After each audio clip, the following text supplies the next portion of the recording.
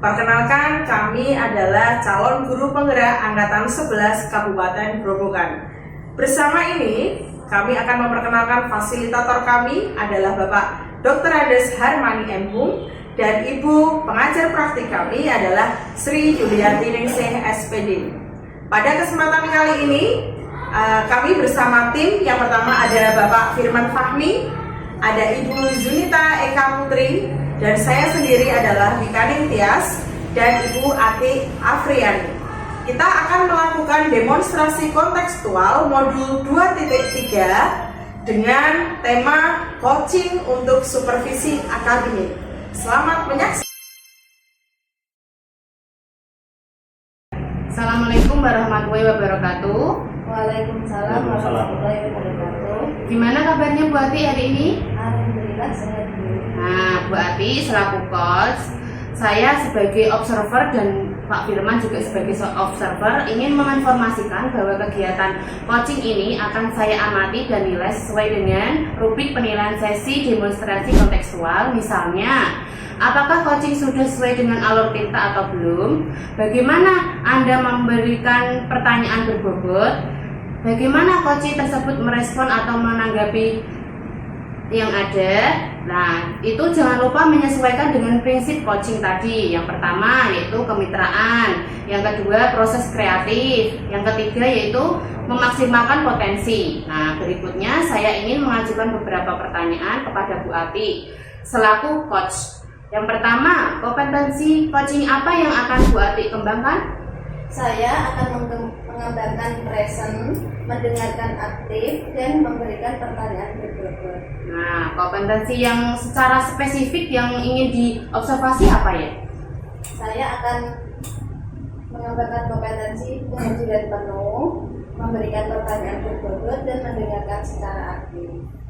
Apakah indikator ketercapaian dari tujuan pengembangan yang ingin diinginkan?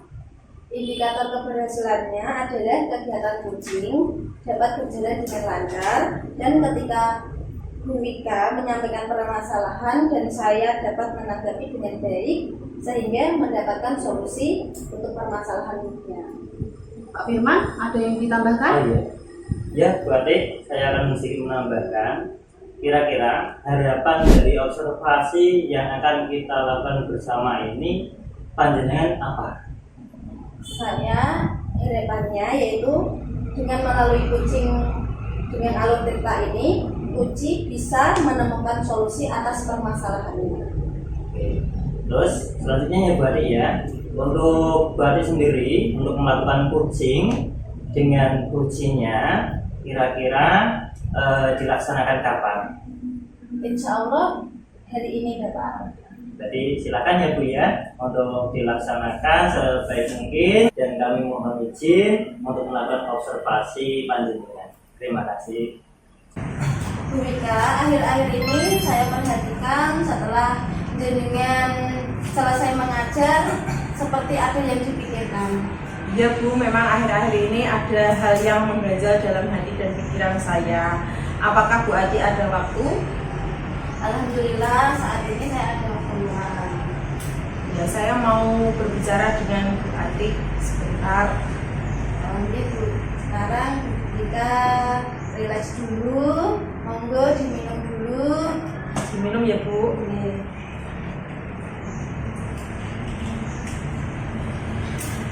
Sudah Bu. Bagaimana perasaan Ibu sekarang? Alhamdulillah sudah sedikit tenang Bu. Jadi apa yang bisa saya bantu? Jadi begini Bu, saya mau menceritakan keluh kesah saya ya Bu Ati ya.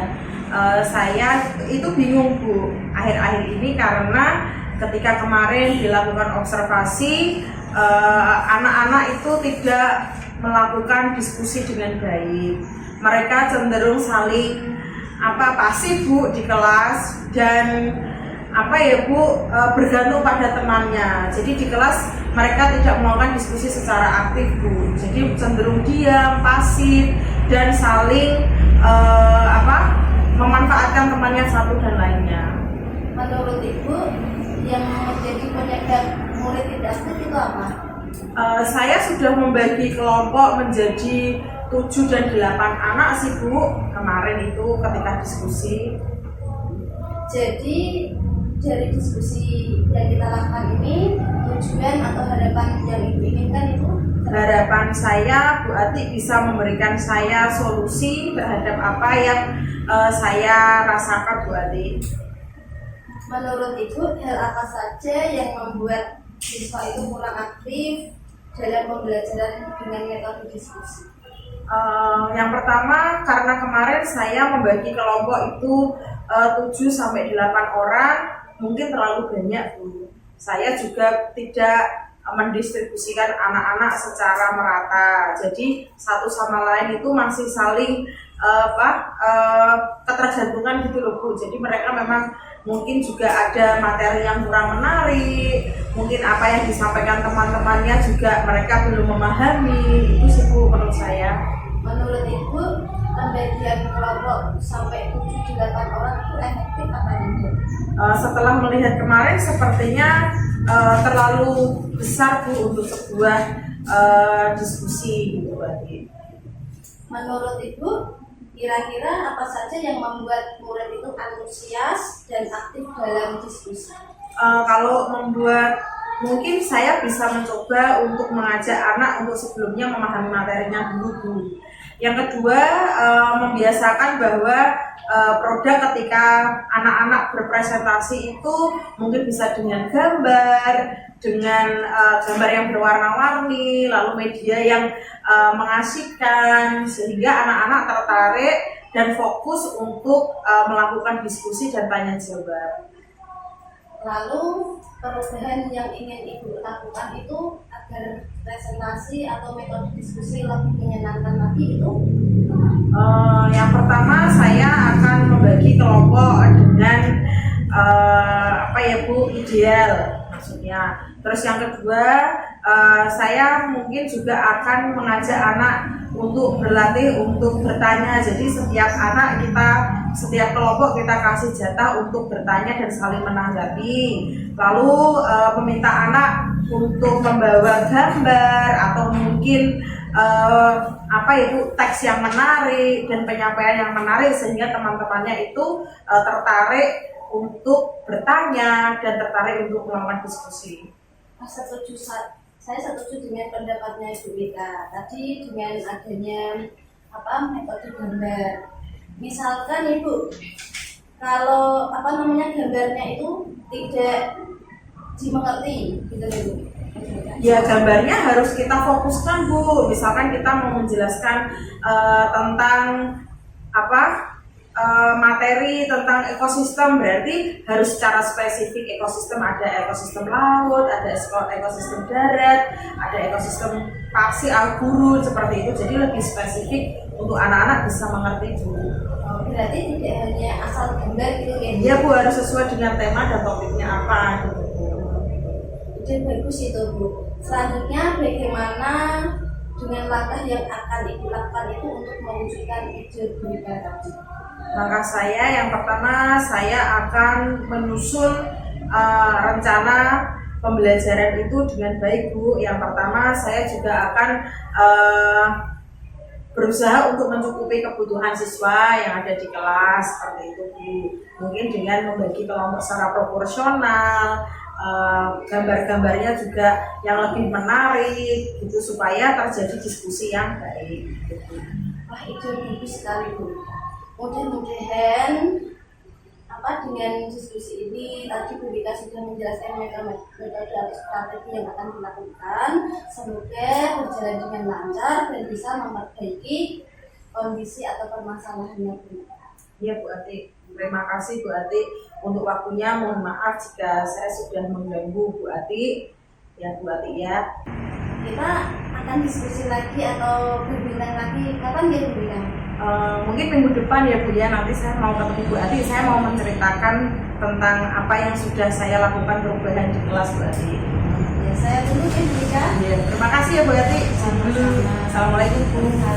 Alhamdulillah Bu Ati tadi sudah melakukan kegiatan coaching ya tadi bersama dengan Bu Wika, sudah lumayan bagus Bu dengan ada benefitnya juga dengan tadi Bu Atik juga mengajak berdiskusi kembali, sudah bagus ya, melakukan coachingnya juga, indikator pengembangannya sudah sesuai yang diinginkan juga. Mungkin Bu Yunita mungkin ada tambahan untuk observasinya Bu Atik dengan Bu Yunita.